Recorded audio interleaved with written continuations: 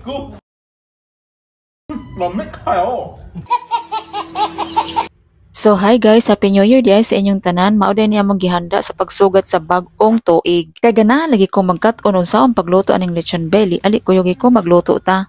Og ako na siyang gitimplahan no, gibutangan ako siyang ahos, manghiniwa ang ahos, seasoning granules, black pepper, sibuyas bombay, sibuyas dahonan og nanguha kog tanglad dito sa silingan di bitaw. Oy amo bitaw ning tanom og lukoto na nako siya. Dili na nako ipakita ang paglukot. Oy kay lisod kayo di ay maglukot di ay maghimo-himo aning lechon, lisod ay kaayo. Og ako na siyang gihiktan para di siya makabuhi. Og pagkahuman ako din siyang gisalang sa oven. Gibrushan nako ang skin og buko juice kay nako nakita nga nindot daw ang buko juice gamiton sa pag-brush sa skin para mapula dayon. Giset na ko ang temperature sa 150 degrees Celsius for about 30 minutes kay hapit na siya maluto. So, naluto na gyud siya for 3 hours. Ug paminawan ninyo og unsa siya ka crispy.